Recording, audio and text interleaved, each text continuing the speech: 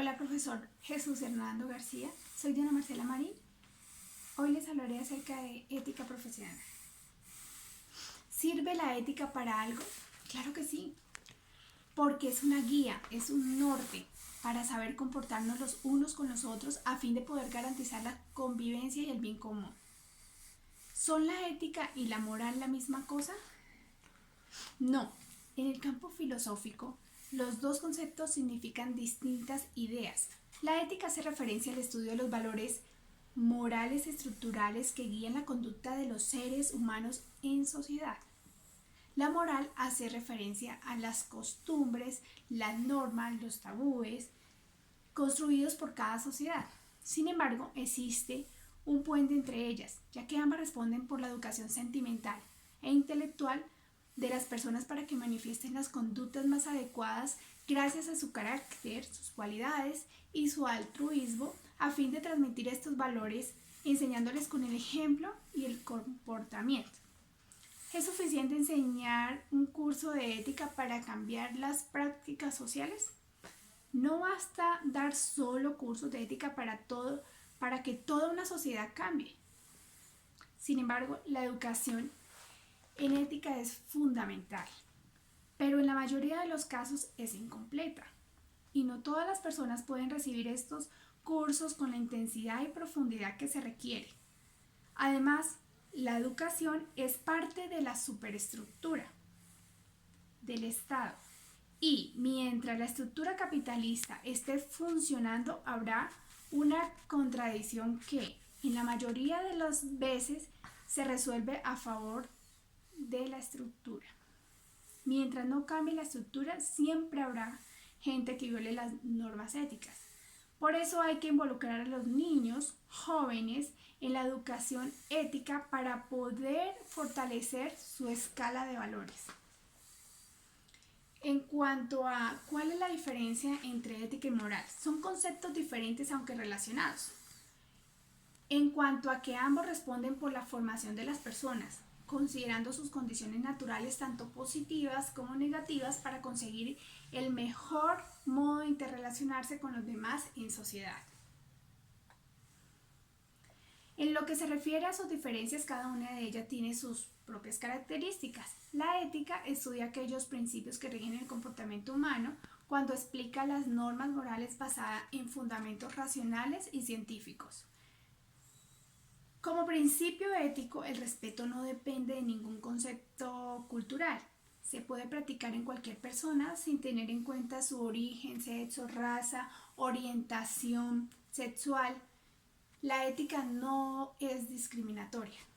La moral, en cambio, tiene que ver con las costumbres. Dicho de otra manera, es el conjunto de normas aplicadas diariamente por todos los integrantes de una sociedad y que los guían indicándole lo que es correcto y lo que no lo es decir, lo bueno, lo malo, en la escala de valores de X sociedad. En cuanto a sistemas existentes éticos, ¿cuál se aplican en nuestra sociedad y cuáles serían ideales para aplicar en ella? Bueno, enseguida desglosaré algunos de ellos y analizaré si se aplican y si se cumplen en la sociedad colombiana. Tenemos la libertad. Es un derecho humano fundamental e inalienable, es decir, es la capacidad que poseen los individuos para tomar decisiones, actuar y asumir responsabilidades según Adriana Morales. Este valor se da en Colombia desde hace más de 200 años. En ocasiones se suspende cuando ocurren circunstancias que alteran la vida cotidiana. Podemos citar el caso de la pandemia, el COVID o la COVID. El Estado ha limitado los movimientos de la ciudadanía en zonas específicas, ciudades, departamentos, localidades, etc., para tratar de evitar un contagio mayor. Esto se hace con el fin de cuidar y salvaguardar el bienestar general. En cuanto a justicia, este valor hace referencia al hecho de ser equitativo y dar a quien lo que le corresponde por derecho. Teóricamente la justicia debe ser imparcial, donde responsablemente se apliquen todos los códigos existentes de acuerdo con la ley, pero en Colombia no sucede así. En general sabemos que la justicia no funciona. En este país, la justicia es para los de Ruana, dice el dicho popular. Esto significa que a los más pobres y desvalidos, que no tienen muchos recursos, siempre los van a castigar con más rigor y con confinamiento en prisión, así sea por un hecho insignificante, mientras que a los poderosos, con mucho dinero e influencia, no les va a pasar nada. O si son condenados, los jueces le dan muy poco tiempo en la cárcel, o lo que es peor, casa por cárcel. Así, no puede haber verdadera justicia, y este es uno de los graves problemas del país. Otro valor es el respeto. El respeto es uno de los valores éticos más importantes que existen en diversas culturas, porque permiten la interacción social, así como aceptar las diferencias y necesidades de quienes nos rodean.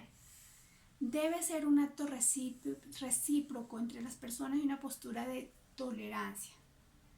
Sobre este aspecto, uno de los principales problemas que tenemos los colombianos es que no hay respeto de los derechos humanos, ya sea por razones políticas, económicas o sociales.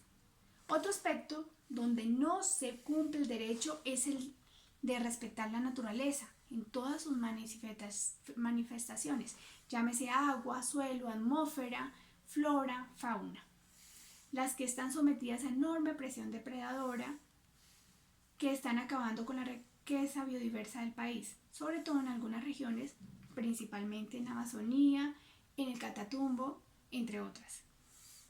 En fin, aún nos falta en la sociedad colombiana una cultura de respeto pleno a los derechos tanto para los humanos como para los seres vivientes, demás seres vivientes y sus entornos naturales. En cuanto a honestidad, este término tiene que ver con un conjunto de valores individuales, tales como la sinceridad, la honradez, la decencia, la rectitud, la dignidad y la justicia, al mostrarse y al actuar. Al actuar, una persona honesta se basa en la justicia y la verdad, anteponiéndolas a cualquier clase de interés o necesidad. Desafortunadamente en Colombia, la honestidad es un valor ético que se ha perdido casi por completo. La llamada corrupción, deshonestidad total en otras palabras, ha llegado hasta los más altos organismos del Estado, llámese Congreso Nacional, Cortes de Justicia, la Presidencia, ministerios y otro gran número de entidades públicas. Lo más grave es que está permeando organismos privados e independientes. Es uno de los peores males de nuestra época histórica. Incluso algunos de esos corruptos se atrevió a decir que la corrupción es inherente a la condición humana. Pero según la filósofa Cortina, en sus conferencias sobre ética dice que somos estructuralmente éticos, no tenemos más remedio que serlo, somos biológicamente morales. Por eso es obligación ética y moral de todos los integrantes de la sociedad colombiana el luchar contra la corrupción incansablemente para poder liberarnos de esta enfermedad social que tiene a nuestro país en la lista negra de ser los más corruptos del mundo. Para ello debemos apoyar aquellos proyectos que busquen reducir la corrupción en todos los niveles de la sociedad y volver a pegarnos a los comportamientos basados en la honorabilidad, la rectitud y la honradez. Desafortunadamente en Colombia, este principio está muy devaluado por la actitud y el comportamiento de ciertos personajes políticos que han contribuido desde hace más de 25 años en la pérdida de la honestidad. Es el caso de Álvaro Uribe Vélez, expresidente y ahora es senador del Partido Centro Democrático. Son tantas las acusaciones sobre la deshonestidad de este político que es imposible que por lo menos algunas no sean verdaderas. Desde que empezó su carrera política en Antioquia hasta los sucesos de la semana del 4 de agosto de 2020 en que la Corte Suprema de Justicia lo consideró culpable por soborno a testigos en actuación penal y fraude procesal. Uribe ha mostrado actos que podemos considerar manifestaciones de deshonestidad, pero con astucia y marrullería logró, hasta la decisión de la Corte, evadir la acción de la justicia. Las acusaciones contra Uribe van desde la participación en la formación de grupos paramilitares, la cercanía y colaboración con las mafias del narcotráfico, el respaldo a masacres, el espionaje ilegal a las cortes, la compra de votos para hacerse reelegir. Tiene 11 procesos abiertos ante la Corte Suprema como senador y otros más ante la Comisión de Acusación de la Cámara como expresidente.